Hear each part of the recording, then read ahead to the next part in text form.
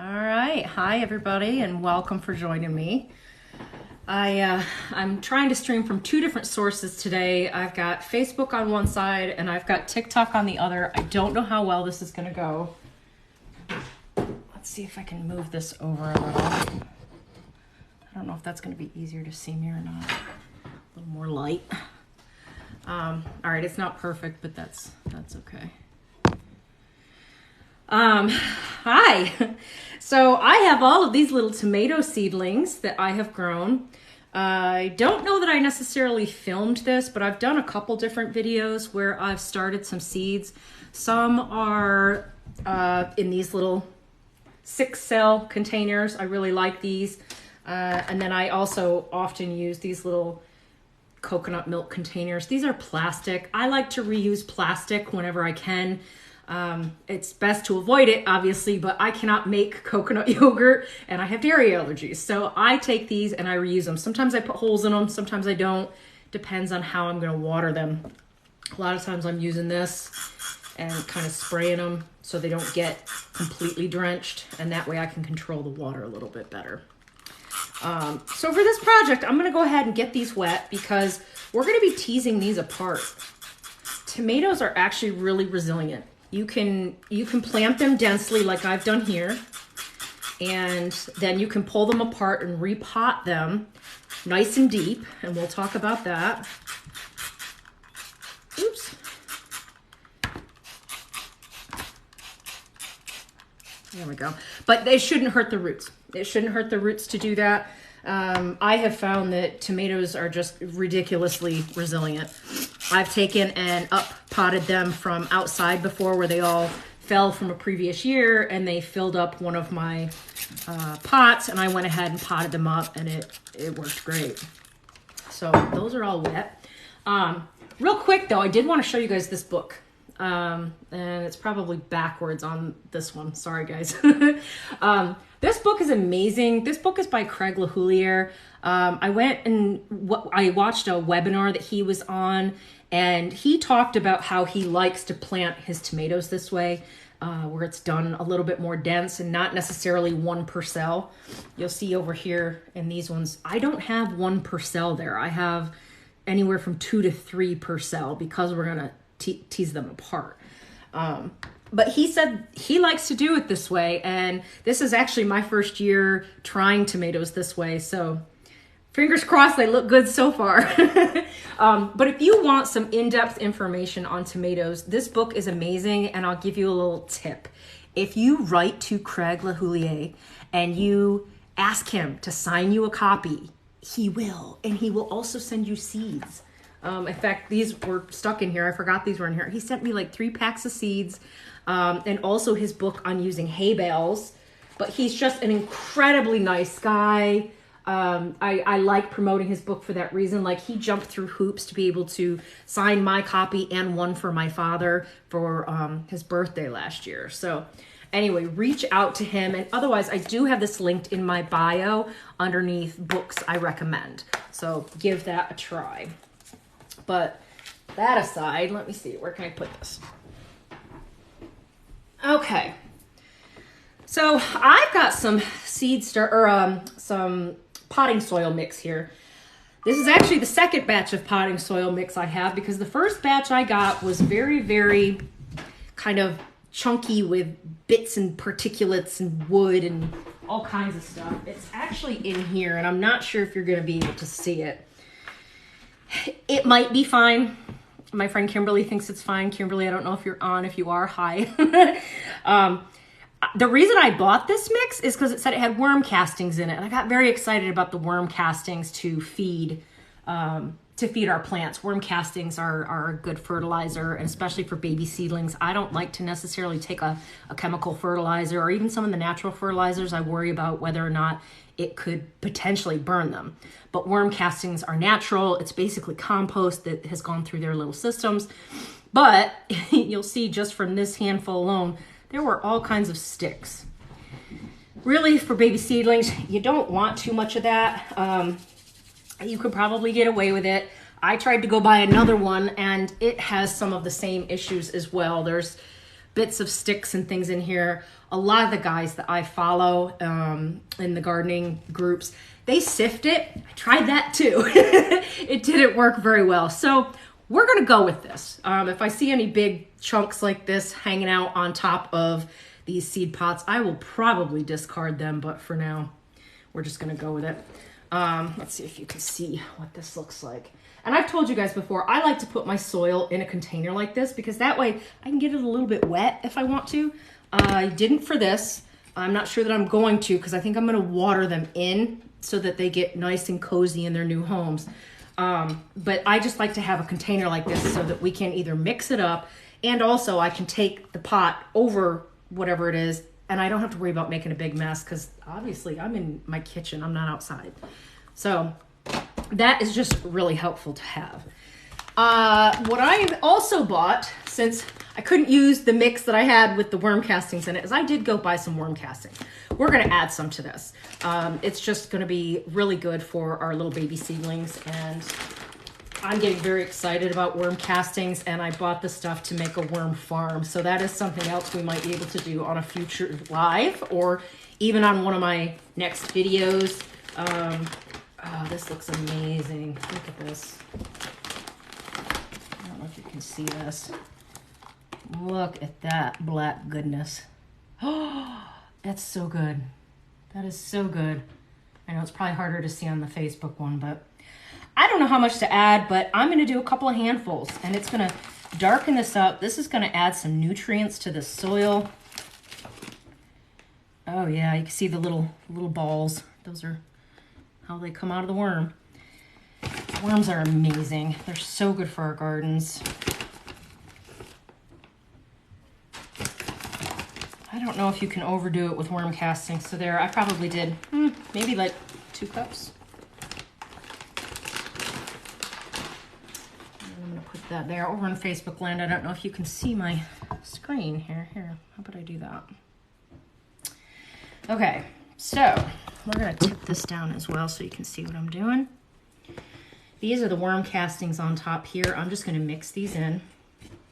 And actually, I've got some perlite over here. I might put some of that. There is a little bit of it in here, I think, but let's add a little more. I gotta move the kitty first. She's on top of this thing. This is what that looks like. These are those white bits. These hold water. So they're really good for something like baby seedlings. And a lot of times those are in your seed starting mixes or your potting soil mixes. So I'm going to throw a few handfuls of that in there too. You don't have to do this. Your seedlings are probably fine without all of these added things, but this is what I'm going to go ahead and do. The one thing I will say is it probably is important to go ahead and start with a seed mix that is store-bought and does come from a bag. And the reason for that is this is sterilized. If you pull something from outside, it could be from the previous season. It might have fungal growths in it. It might have bacteria in it from leaf spot or other things that challenge tomatoes. So I do recommend you buy something versus just go dig out in the soil. Now, if digging in the soil is all you've got, do it. That works too. It's just this is probably a healthier way for the plant to make sure it doesn't get something else as it's growing. So we're gonna mix this up. This actually looks pretty good. There is a little bit of chunks. You know, I'll take these out as I find them. It's not too bad though. Even the, oh, here comes the dog. What are you doing? Stop that. Shh, we're filming. She's so naughty. My dog is only 7 months old now, and we're in the what I call the terrible twos stage, where she's into everything and does not want to sit, does not want to do anything. So we're having to do a lot of work. Okay, that looks pretty good. See all the little white specks, and this has a nice dark color from those worm castings. It's not too compacted. You want it to be nice and loose. The reason you want it to be nice and loose is because you want the roots of your little baby plants to be able to push through there. You want them to get established. So that looks really, really good. You can sift it, like I mentioned before, And what I tried to do is make one out of like a 1/4 inch, what do you call that stuff? It's kind of like a chicken netting, but it's not it's the one that's the squares though. I can't think what they call it. Mesh. It was a little too thick, and so a lot of this stuff was still kind of falling through. I am going to work on probably getting a better mesh sifter so that I can eventually do this and make a better mix, but for now we do what we have. We work with what we have. So I also have these here. Let me see, I might have to put these back up. Let's see, I want to show you guys what we're planting in. So I went ahead of time and I purchased some of these containers. These come separate. They're big enough to put one seedling in there, and they've got a container that they sit in. And then I also have these sitting in a 10-20 tray. And the reason for that is the holes in the bottom, I can then bottom water these. And bottom watering for tomatoes is great. The more moisture and things you get on their leaves, the more they tend to get bacterial things and fungal things, and it's just not a good thing. So I'm gonna be watering from the bottom, hence these trays. These are from Bootstrap Farmer. I've talked about these a couple times, and that's also where I got my little hydroponic stuff back here. They are linked in my bio if that interests you. And you don't have to go this route either. You can use anything. You can use recycled items that you have as well. Like I did here, except you'd have to pot maybe one per container versus, several that I have going on here.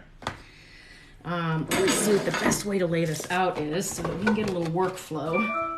I've got too much stuff on my table here.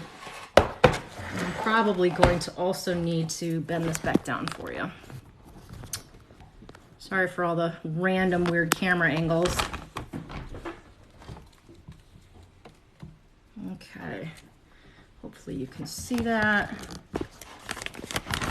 There is a cat up on my table, so she might make an appearance. Okay, so here's our trays. I think for these, if I was outside, I could probably just dump this in very easily. I wonder if I guess I still can. It's gonna kind of go all over, but I was gonna do them individually, but I think that's gonna take a lot longer. And I did not pre-wet this mix. You can.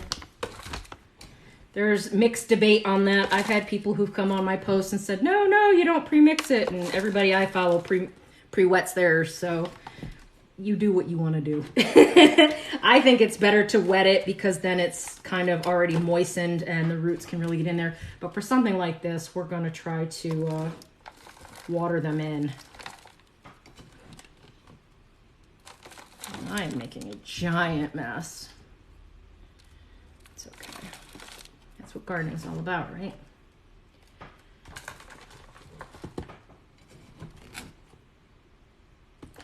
And if anybody has any questions, my apologies. During this portion, I'm not easily going to be able to answer questions that that come through because I obviously can't see them. Oh, here's Eloise. Say hi, Eloise. She thinks that this is great fun and wants to dig in this dirt, I'm sure. Would you get down, please?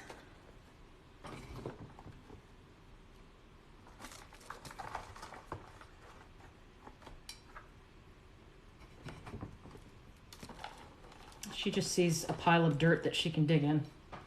No, ma'am.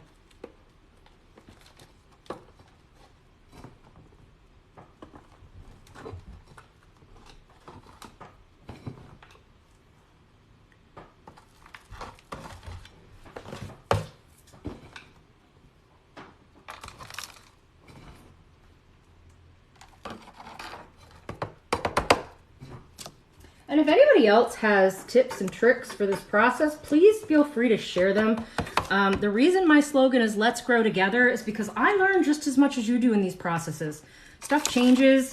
I'm not an expert and I don't pretend to be. I love to learn from other people. So if there's something that you see that I'm doing that you're like, hey, there's another way to do that, please feel free. I really welcome that kind of feedback. It's how we all learn. We all learn together. I want my channel to be a community where we work together.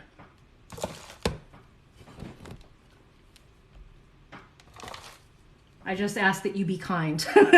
Sometimes people are not so kind on here, and that is the only prerequisite I have, is that you be kind and use your manners. And if you guys ever hear me say that, I used to say that to my dog Brenner. He's the one that is the inspiration for the logo. He's the dog in the logo. I lost him right about this time last year, actually. In fact, his anniversary is coming very, very quickly.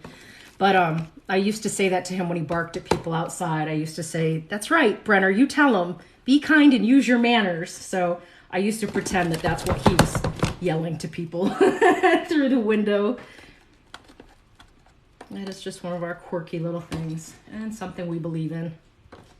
All right, so some of these are a little bit low still, but for the most part, I've got most of these fairly full. I'll flip this around in just a second. I don't want them too full because we gotta put the seedlings in, but, and once we water these, the level's gonna compact a little bit, so.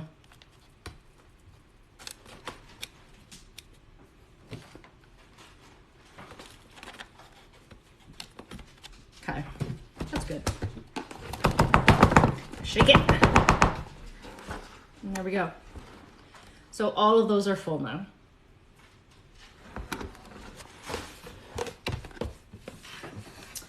So now we get to our tomatoes. We get to actually start putting these in. Let's see the best way to do this.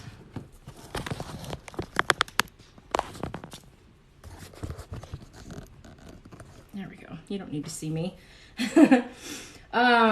So I'll start with this one here. These are an Eagle Heart yellow tomato. My friend Kimberly gave me some of these, and I went ahead and saved the seeds last year. And you can see I've got 1, 2, 3, 4, 5, 6, 7, 8, 9, 10, 11. Oh, 12. There's a little one there. There are 12 seedlings in this little pot. That's amazing.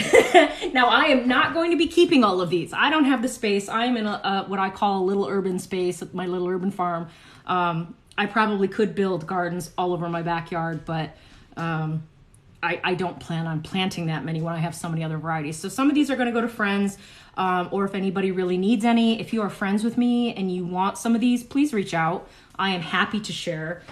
That's also part of gardening in my eyes, is that we share, and we share what we produce, and we share what we grow. It's a community thing. Okay, so these I've gotten wet. I'm just going to give them another spray. And I've got a little fork here from my kitchen. I'm going to use that and see if that works okay. Let's see if this can get close enough for both of you to see. I'm going to reach in here. Now, where I can, I'm going to try to keep kind of the soil around it. But you can see right there, that is one seedling. See its roots? We didn't disturb those roots at all. It rose right out of that seed starting mix because it's nice and light and fluffy. So I am going to make a little hole over here. Actually, I might need to get a spoon. A spoon might help me dig this out. And here is one of the tricks with tomatoes. Tomatoes have what are called aerial roots that grow up and down their stems. So with tomatoes, you actually plant them very deep. I think they're one of the only plants you can do this with. But you want to plant them up as high as you can on their leaves. So we're going to bury that whole part of the stem if we can. I don't know if you can see on this one. We're going to bury all the way down. And as these keep getting bigger and they keep getting transplanted, we're going to do that every time so that these can get a nice deep planting and they get roots all along those stems. You want as many roots as possible for your tomatoes. So I'm going to push this down in. Not sure if you can see. Let's see if I can move this a little bit. You can see this is down below the level here. I'm just going to use my hands in the dirt because that's just as easy. And I'm not going to pack this in. I'm just lightly putting this soil around it. You want the leaves to stay above the soil. Remove anything that doesn't belong there. And there you go. That is what that looks like. And so now this has plenty of room to expand. And that's what we want. We want these to be able to grow and get bigger and become something sturdier to put outside. I don't feel comfortable putting them out at this stage yet. This is pretty little. I actually started my seedlings kind of late. I could have planted them a lot earlier. I'm one of the lucky ones that where I live in zone 7B, we have a very long growing season. We're very hot here in South Carolina. And so we don't have to start right away unless we want to. I mean, obviously the earlier you start, the earlier you'll probably get tomatoes. Now that's not to mean that if you start, in November, you'll have tomatoes by the time it's January. That's not exactly how it works because you need certain temperatures and things. But yeah, I started mine a little bit late. So these seedlings are only a couple weeks old. So I am not ready to go out to the garden yet. In fact, we've been having 30-degree days here still, and it's still kind of cold. So I'm still a few weeks away from putting these outside. I'm probably going to wait until May 1st here. And my family is also scattered all over, and I've got, my sister is in Vermont, and my family, my parents are in New York, and their growing season starts a lot later. So, they might be just getting ready to start their seeds now. And if you have any questions about that process, I have done a video on that. What you basically can do is go online on the internet, go to Google or whatever your search engine is, and type, what is my hardiness zone? And then type in your zip code. You will get calendars. You will get all kinds of things that should come up that will show you what your first and last frost dates are. And it should also tell you, if you find a good calendar, it should tell you when you're safe to put things outside, when you're safe to start your seeds. This one's not coming out so easy, so this one might not get a lot of dirt with it. But that's how you figure out how to plant your seeds. The other thing you can do, look at the roots on that, is find someone to follow that's in your zone. If you can at least figure out your hardiness zone, find someone on TikTok or on Facebook. There are gardening groups that are for your region. Go in and follow them. When they start doing their tomato seedlings, you'll see it and you'll know. It's just a matter of knowing when to start them. I know here where I live near Charlotte, we've got a couple of different garden groups that are just fantastic. One of them is for the entire Charlotte City region, and there are so many people in there. There are people often giving away plants. So that's another tip for anybody that if you don't know how to get plants, maybe you can't afford plants, join your local gardening groups on Facebook. You might be able to get some very easily, either through trade or from people giving them away. You see, I planted a ton. I planted more than I need. So if somebody was like, hey, I don't have the means to buy tomatoes, I did it last year. I gave away tons and tons of tomato seedlings that I had popping up around my garden. So let's see. Here's another chunk of something. I don't want that in there. And yes, this is a little bit of a slow process. I find it very therapeutic. I think of it as giving each of these seedlings a better chance at life, so it brings me great joy. I probably filled these a little too much. I'm making a giant mess.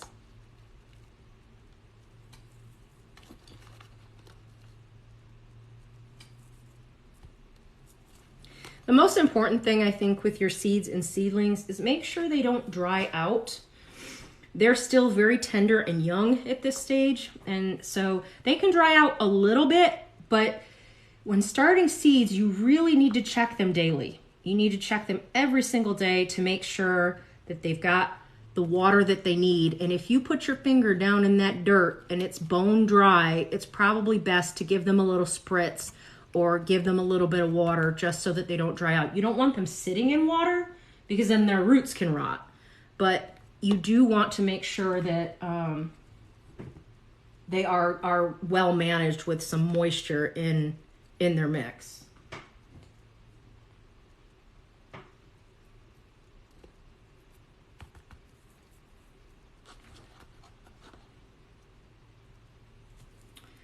So let me get a couple more of these in here, and then I'll take a little break from planting and see if there's any questions from anybody.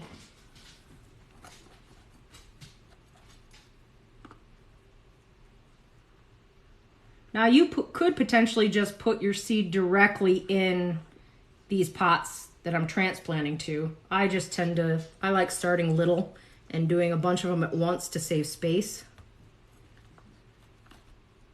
But if you've got the space, you could totally just go ahead and plant your seed in the bigger pots and have them grow up that way. That's perfectly fine too.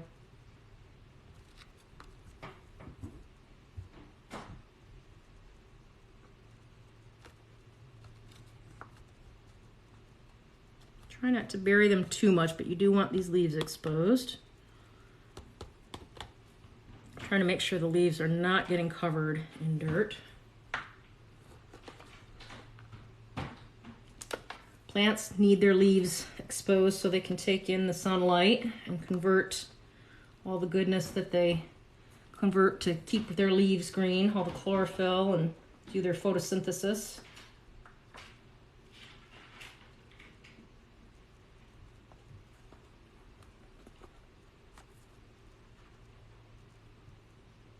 And I'm being as ginger as I can with these, because you don't want to really go crazy and push them in. You want them very lightly packed in here. Very, very lightly.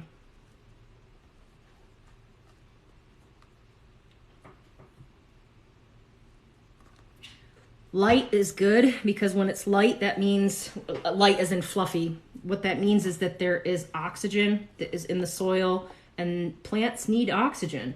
So if this soil gets too packed together, and if you get too much moisture in there, they can actually drown, and you definitely don't want that.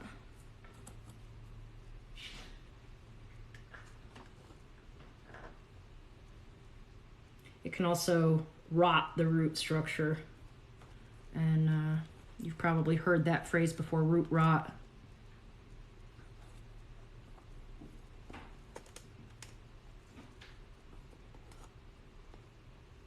Now, once these are ready to transplant outside, I can obviously film that for folks.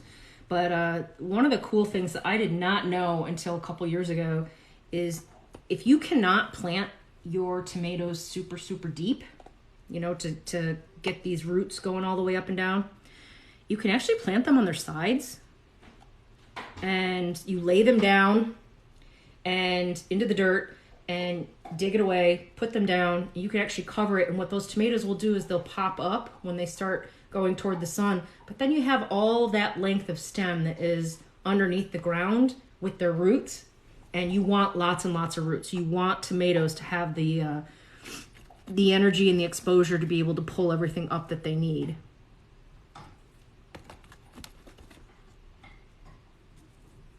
A couple more here, and then I'll see. I think I've only got 4 left. And I did not bring something to label these with, so we're gonna have to figure that out so I don't mix them up.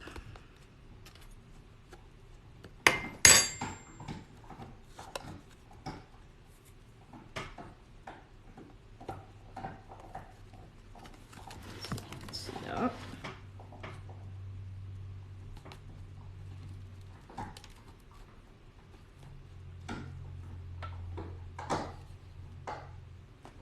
You hear all that noise in the background, my dog is over there chewing on something, a bone.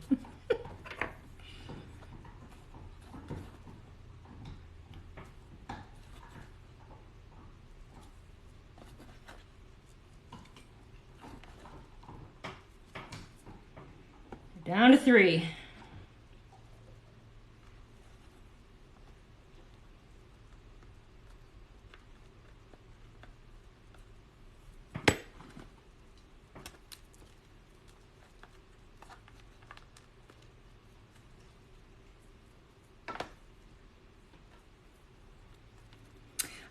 many varieties I planted this year. I haven't counted them up. I know that might be a question people could have. These right here are a yellow cherry style tomato. I've also got yellow pears. I always grow yellow pears. I really dig those. I got those from someone a couple years ago, and I've just kept them going year after year. And then black cherry tomatoes. I loved these last year, and I thought I would try growing those again. And then, I mean, you'll see, I've got several varieties here. Some of these, you know, there's like 3 plants here, a couple plants there. So there's 1, 2, 3, 4, 5, 6, 7, 8, 9, 10, 11, 12, 13, 14 different varieties, it looks like, that I've planted for these. I don't know where I'm going to put them all. That is always the problem for us gardeners, is there's so many varieties out there. I mean, I couldn't even count the number of varieties that probably exist for tomatoes. And, you know, I'm only taking a very small fraction of them and planting them. I do like to buy my seeds from a couple different places. Baker's Creek is one of them. You're going to get a little bit more of your, probably a little more unique variety. I also use M.I. Gardner. He tends to sell his stuff a little bit cheaper, although now there tends to be a lot less seeds in the packets. But he sells them for $2. And, you know, if you're on a budget and you just need a couple seeds to get started, that's not bad. And also, again, ask in your garden groups. Ask your friends, ask in your garden groups. It's a great way to get seeds. Some of the seeds that I got were literally mailed to me from someone in one of those groups. They were talking about Asu Blue, or I don't know. Yeah, OSU Blue. I don't know if that's how you say it or if you say Asu. I don't know. And then Coyote Cherry. The lady was kind enough. I said, oh my God, those sound amazing. Would you be willing to send them to me if I pay for postage? Would you send me a couple seeds? And she mailed me all kinds of seeds. I think 6 different varieties that she said were her favorites. So this is where gardening is so much fun, because you can share in this experience together. And my dog is wanting to go out again, of course. So hold on one second. Right now.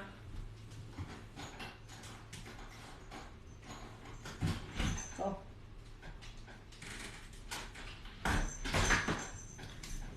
Okay, and here we go. So let me see if I can flip this around. Oh, I don't think it does let you flip it. Oh, that's sad. Okay. Well, I can do this.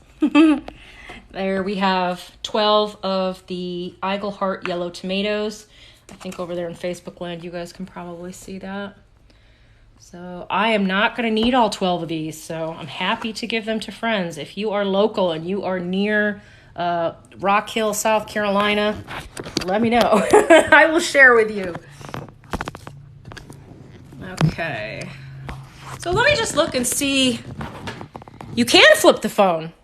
How? This is, honestly, I haven't done this very much, so let me see. Yeah, I don't see a way to do it.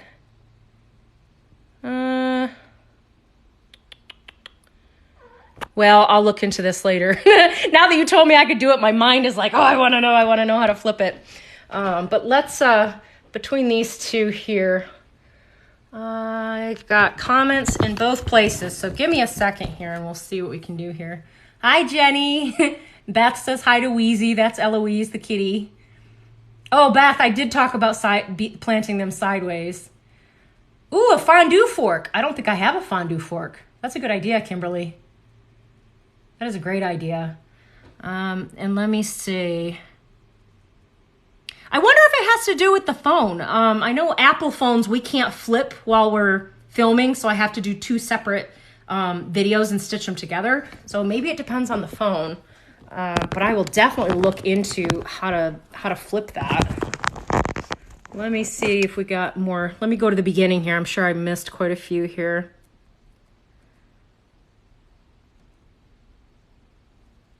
Oh, I don't know why this named this microgreens grow along. It's not a microgreens grow along. This is the tomato one.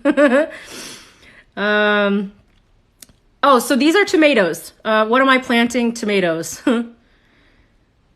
I live in New Jersey and I thought it was too late to start seedlings inside. No, it's not too late. You do want to check your zone. Now, for New Jersey, you guys are probably, I'm going to guess, I'm zone 7B, so you're probably zone 5, maybe? 5? And I don't know between A and B. But no, it's probably not too late at all. And if you don't want to start seeds are really challenging. They're not easy. I'll be honest. I have not done many seeds. You can buy seedlings. I like to go support some of the local guys, but even Home Depot and Lowe's, they do have plants. Just be wary of their plants because they might be hybrids. If you don't want hybrids and you want to be able to collect the seeds for later, make sure you know what you're getting or do some research around it. And they tend to have less of a variety than like your local person. Like I have a place called the Farmers Exchange that I just absolutely adore. They have so many different varieties. But you're going to spend more money. As a beginner, that's not a bad thing because you can just buy a couple plants, see how well it goes, and go from there. Seeds, honestly, you can buy 1 pack of seeds, you can plant them and see how it goes. And if they don't sprout and they don't do well, you can always go buy the plants, but just make sure you're buying them when the time is right to be able to put them outside. I made the mistake of thinking my area didn't put them out before it was ready, and others were saying, oh no, they're already in my stores and it's too cold out. So make sure you know those hardiness zones and when to plant them. Yes, a lot of plants get leggy. Leggy is like, actually these are slightly leggy. See how they're stretching up? That's what it means to be leggy. Let's see if I have a better one. They get leggy when they're reaching for the sun, when they're not getting enough light. So my tomatoes, I've been keeping in this windowsill back here, and I fixed my nose ring. But I do have behind me, I have this grow set up with these little lights. You want to keep your lights very close to your seedlings because otherwise they start to reach. They reach until they can get the sunlight that they need. And so these actually aren't too bad. But you can see this one here. That's getting pretty tall. Oops, can you see that? With tomatoes, though, it's okay because you're going to plant all the way up to that stem to make more roots. So with your tomatoes, it's not as big of a deal. But if your seedlings are getting leggy, it's because they want more light. That's what that means. Yep, your jalapenos and basil are tall with one set of leaves. Yeah, they're probably reaching for the light, which means you either, if you're under a grow light, you either have to lower it so that it's closer to them, or if they're in a window, the windows are challenging. I have a south-facing window, and I thought I could grow everything in my window this year. I'm in a new house, so I was very excited about that. And all of my spring seedlings I found got very leggy, and I was like, I don't understand. They're getting full sun. Here, I can flip this around and show you. They were getting full sun here. But this is actually where I've been putting them. See how these are all kind of reaching? And sorry, Facebook world, I know you can't see. They're reaching toward the sun. And there's only so much, they can honestly do with what they're given. This is the challenge of using 2 different mediums here. This is where I have been planting in my south-facing window. But you see, even those sprouts, they're reaching. They're reaching for that sun because they're back a little bit.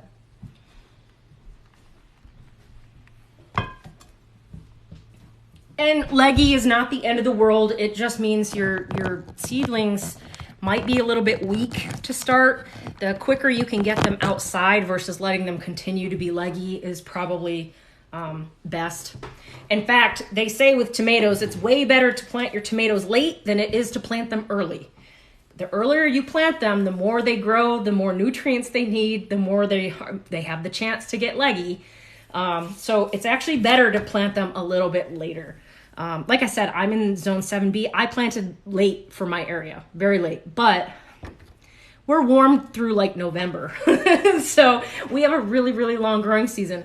My sister is in Vermont and she has a very short growing period. You know, they don't really get up to warm weather till maybe about Memorial Day. I don't know if she's on here. She can. Oh, my neighbor says, hi, long distance viewer here. Hi. But yeah, my sister's got a very short window because obviously in Vermont they get snow. So for her, it's a little more, it takes a little more planning, and she needs to get her seeds started early enough to get them outside so that they have the length of time that they need. But the further south you get, you have a longer season. So there's that. Let me see. Okay, I think I got everybody answered. Where I live, there has been a 15-day growing period. I don't know what you mean by that. Or do you mean the difference between A and B with the zones? I'm in South Carolina. I'm right on the border of North Carolina and South Carolina. They butt up together, and I live right on the edge. So I travel into North Carolina all the time, right near Charlotte. But I'm technically over the border in South Carolina.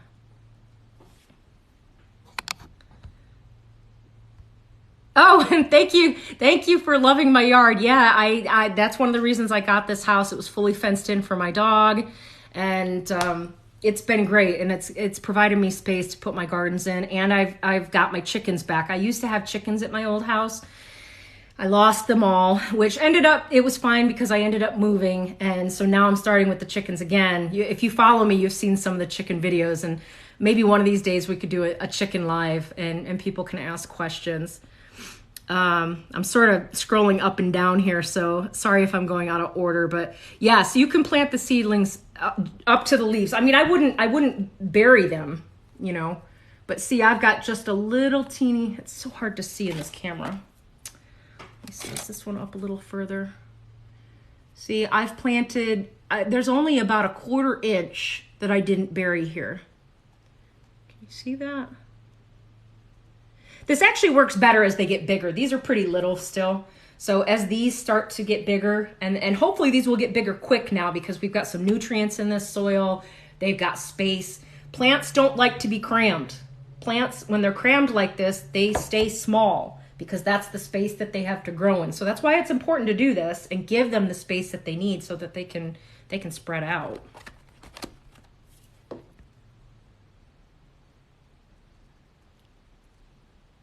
Oh, 15 days between frost and freezing temperatures. I gotcha. Okay. All right. Well, let's keep going. Let's keep planting some of these seedlings. Thank you for all your questions. I love the engagement. I did. I hope I answered all those questions, you know, appropriately for everybody. If there's something that you don't, appropriately for everybody. If there's something that you don't, send me a message, and I'll try to do a better job if there was something that was confusing. Now, because I'm dealing with not having something to label these with, I think what I'm going to do is move these, and we're going to put a space. That way I know that this next area, in fact, I'll use one that has a stake, so I can put a stake in a set of these. Oops, let me get this down for you guys. Sorry, guys. It's going to take me a while to get used to doing 2 different lives at the same time and finding what works. I hope you guys can see okay. I removed this area here just so that there's a difference here. Because I don't have stakes to label these, and it is important to label your plants so you know what you're planting. So for this one, I'm going to go ahead and we'll do one that has a stake, one of these little plant stakes, because then I can stick it in the group and I'll know what they are. So this group here, I have San Marzano. Those are my aunt's favorite tomatoes. Those are a paste tomato. If you don't know what a paste tomato is, think of a Roma tomato. It's kind of a, how do I explain it?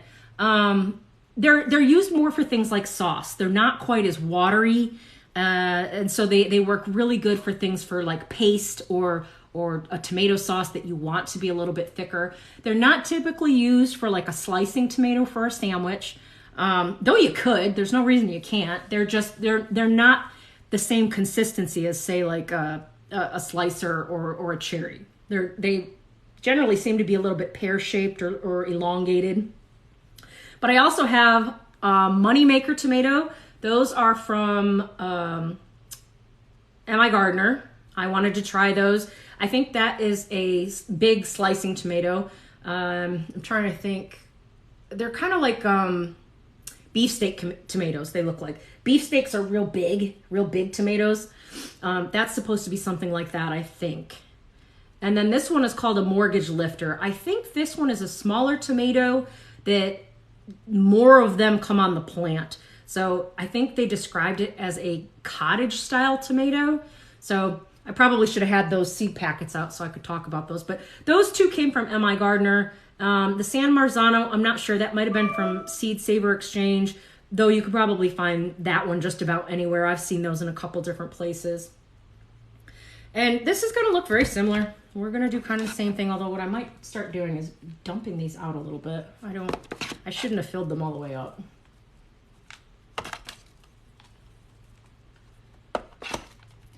As these grow too, if you want to give them a little bit of fertilizer, I would avoid something like a Miracle Grow.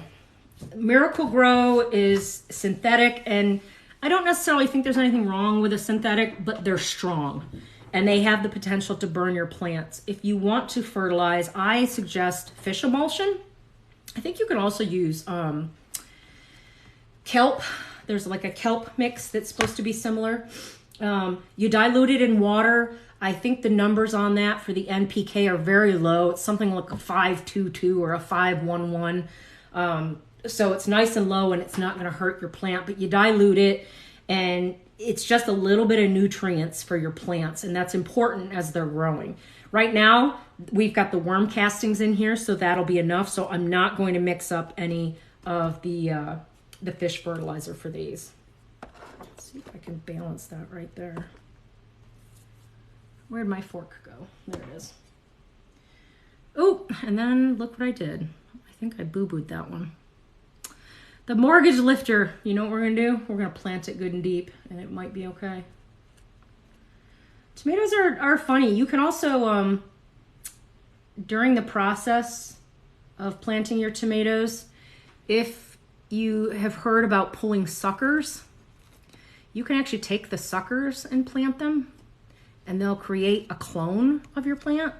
So that's something else you can do. If say something happens and you lose a lot of your tomatoes, and you've only got one really good tomato plant, you can go ahead and clone it and end up with more. I'm not sure if this one's going to survive. I bent its little stem, but we're going to try to bury it up to that stem and see if we can't.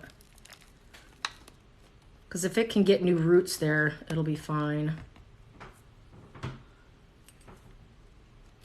may have to keep it very well watered.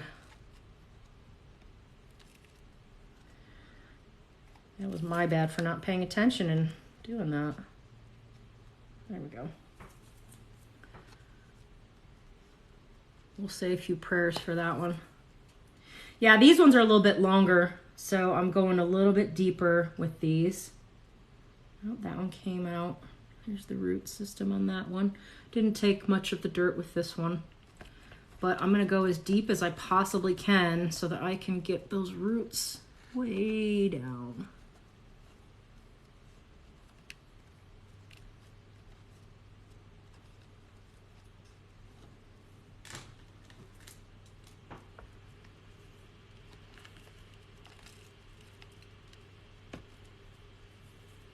Let me see where we're at on time. I only set aside an hour. I think we've only got about 11 more minutes. So I'll plant up a few more of these, and then if anybody has any last minute questions, I do want to make sure I can answer those. And if I don't get to them, please feel free to write to me and I will do my best to help you. I will be honest, sometimes these are a little bit harder to do through texting and messaging because I don't always know each person's individual situation. I won't know, what seedlings you're planting necessarily and what your region is like. But if you give me all that information, I can always try my best to get some answers for you.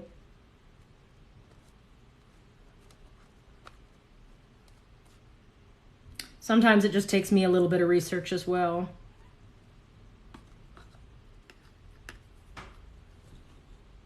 And I have a lot of experts around me that I absolutely love to talk to about plants. My friend Kimberly, if you're still here, she is one of them. Her and I think we talk mostly about plants. I don't know that we talk about much else. And it's wonderful. Several times a week, that's all we do is talk about plants. Maybe sometimes bees and worm castings. My dad is another one. My dad is a brilliant gardener. He's been gardening for years and years and years. He's actually not gardening now because his garden area has gotten very shady over the years. So he doesn't do it as much, but he is a great resource that if I ever get stumped, I go to him. I go to him and I go, hey, Dad, what's going on here? He may know, he may not. Usually any of the combination of those, we all turn to Google at some point and try to figure out. And again, this is where your Facebook groups are wonderful, because if you have a problem and if you can't figure it out, and if I can't help you figure it out, go to those groups and post a picture, post as much about it as you can. If it's something like these plants and they've got yellowing leaves, make sure you get a nice close-up of the yellowing leaves. Maybe describe the plant as best you can and what's going on. But post it in your groups, and people are thrilled to help. People love to help in this realm because gardeners are an amazing group. I mean, it's a community. And people freely give this knowledge. They want you to succeed. Even if you're a beginner, it is okay. We all started somewhere. And, to me, there are no dumb questions. Now, if somebody wants to be rude and say otherwise, that's on them. I believe ask as many questions as you can, because that's the only way you're going to learn. And honestly, even mistakes, guys. Mistakes are great. We don't like making them. We don't like losing our tomatoes. We don't like losing our plants or having issues. But let me tell you, every time you do, it's a learning lesson.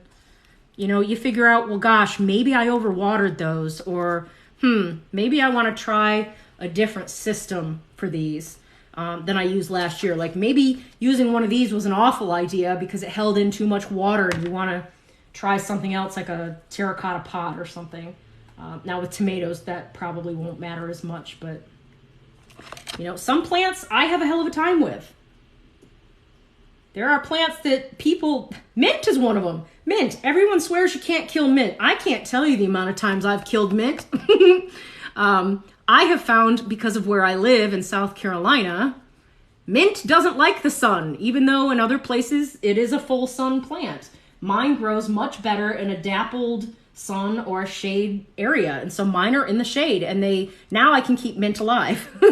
But they dry out too much in the heat that we have. So even what you read online, sometimes that may not necessarily be 100% true, depending on your conditions in your region.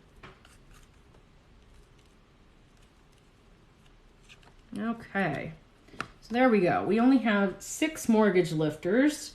But now I've got a stake, so I can go ahead and put the stake there. I'll take these 2 out. And that way I know where my break is until I get some other little label things. I don't know what you call them, plant markers.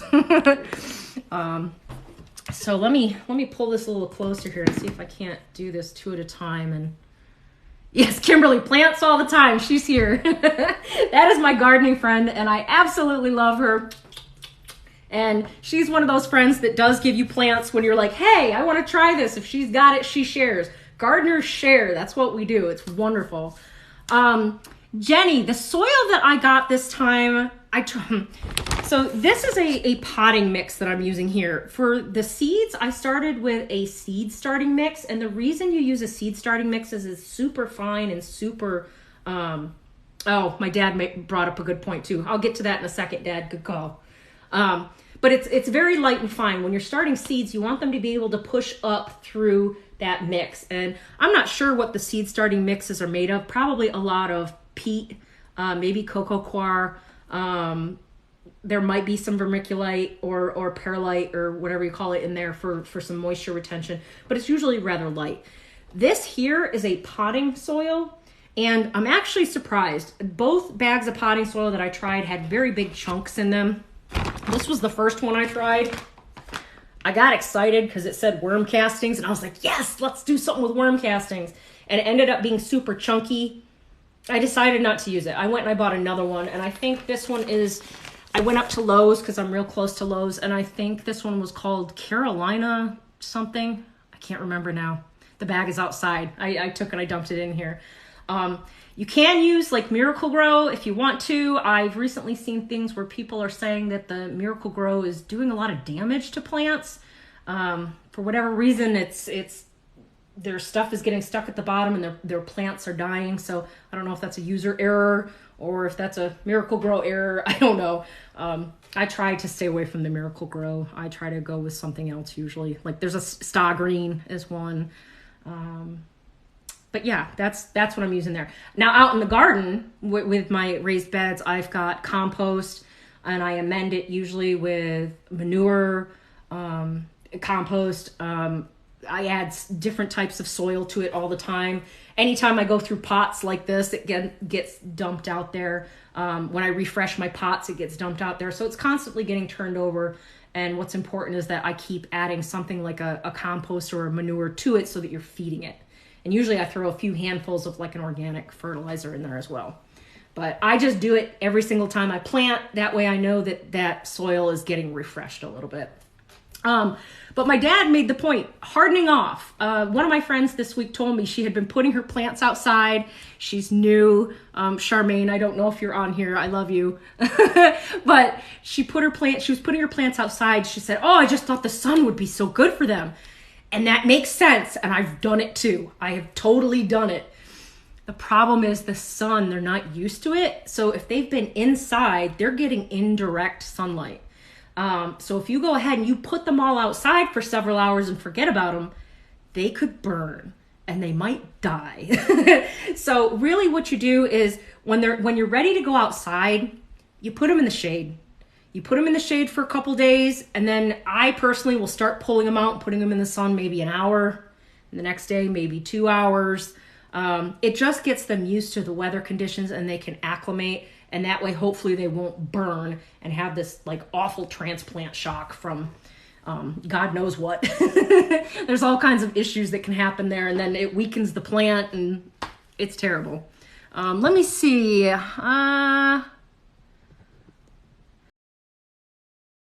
More mistakes than ever in my life before. It's so humbling. So I have a saying that I've started to adopt, that gardening is perfectly imperfect. I love to do everything perfect. I'm a graphic designer by nature. I like to have my lines and my things exactly where they're supposed to go. Gardening will change that. Right now, everything looks great. Guess what? Even back here, my plants look great back here. I had no idea what happened, and all of a sudden, this is Spilanthes, which is a buzz button or toothache plant.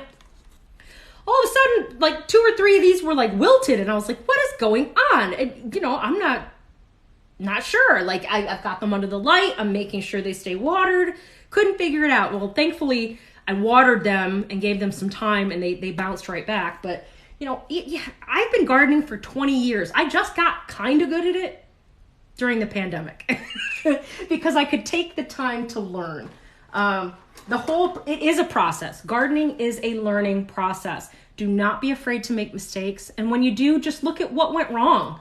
All right, maybe I could have tried a different soil. Maybe the soil was the wrong soil, or maybe I shouldn't have done that fertilizer. A lot of times, again, your gardening groups can help you, and I will always do my best to help you.